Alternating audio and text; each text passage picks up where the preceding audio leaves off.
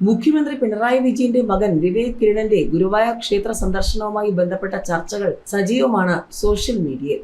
രാഷ്ട്രീയ സാമൂഹിക നിരീക്ഷകൻ ശ്രീജിത്ത് പണിക്കരുടെ കുറിപ്പാണ് മറ്റൊരു ചർച്ചാ വിഷയം. ശ്രീജിത്ത് പണിക്കരുടെ കുറിപ്പ് ഇങ്ങനെയാണ്: സഖാവിന്റെ മകൻ ക്ഷേത്ര ദർശനം നടത്തിയെങ്കിൽ നടത്തട്ടെ.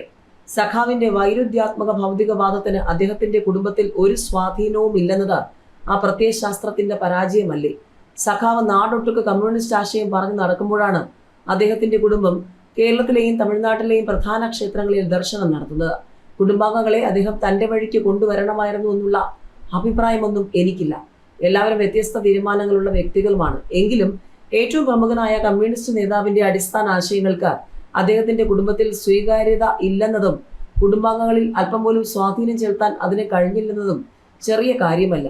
ഇത്രയുള്ളൂ കമ്മ്യൂണിസം എന്ന് പറഞ്ഞുകൊണ്ടാണ് ശ്രീജിത്ത് പണിക്കരുടെ കുറിപ്പ് അവസാനിക്കുന്നത്. മുഖ്യമന്ത്രി പിണറായി വിജയന്റെ മകൻ വിവേക് കിരണിന്റെ ഗുരുവായൂർ സന്ദർശനത്തിന് പിന്നാലെ സോഷ്യൽ മീഡിയയിൽ നിരവധി ചർച്ചകൾ നടക്കുകയാണ്.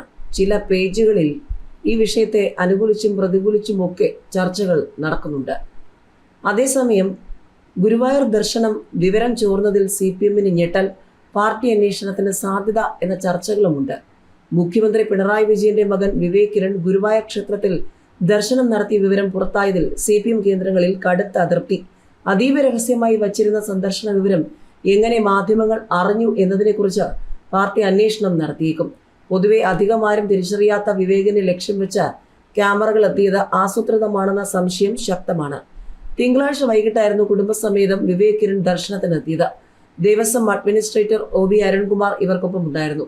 സാധാരണഗതിയിൽ VIP സന്ദർശനങ്ങൾ ദേവസ്വം ബോർഡ് മാധ്യമങ്ങളെ അറിയിക്കാറുണ്ടെങ്കിലും ഇത്തവണ അതുണ്ടായിരുന്നില്ല. എന്നാൽ ദർശന സമയത്ത് ഒരു പ്രത്യേക ചാനലിന്റെ ക്യാമറ ഉൾപ്പെടെ ദൃശ്യങ്ങൾ പകർത്താനെത്തിയത് പാർട്ടിയും സുരക്ഷാ ഉദ്യോഗസ്ഥരെയും ഒരുപോലെ ഞെട്ടിച്ചിട്ടുണ്ട്.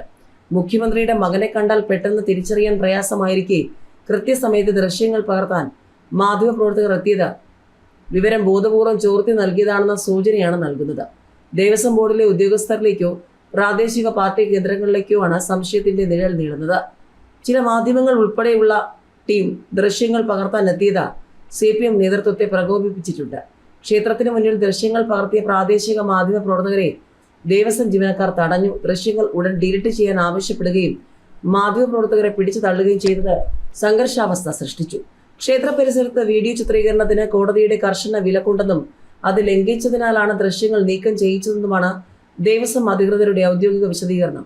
അതീവ രഹസ്യമായ സന്ദർശനം വിവാദമായതോടെ സുരക്ഷാ ക്രമീകരണങ്ങളിലുണ്ടായ പാളിച്ചയും വിവരം ചോർന്ന സാഹചര്യവും ഗൗരവത്തോടെ കാണാനാണ് CPM-ന്റെ തീരുമാനം. സന്ദർശനം വാർത്തയാക്കിയതിന് പിന്നിൽ രാഷ്ട്രീയ ലക്ഷ്യങ്ങളുണ്ടോ എന്നും പാർട്ടി പരിശോധിക്കുന്നുണ്ട്.